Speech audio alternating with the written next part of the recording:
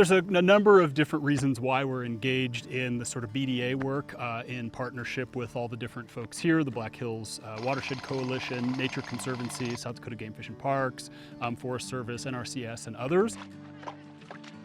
In order to thrive, which is an important part of our mission here in the Black Hills, we have to have healthy outdoor spaces, clean water, clean air, and land that we all care about, and it's the thing that kind of connects us as people in the Black Hills. And what we want to have is all of that to be a place that everybody loves and cares about, but also takes care of over the long term, both because it's the right thing to do and because it's an important site of community building. The history of beaver in the Black Hills is an open question that some of us were talking about earlier this week. I don't know that there is a good sort of authoritative study of that particular topic and that species, but something that I think is worth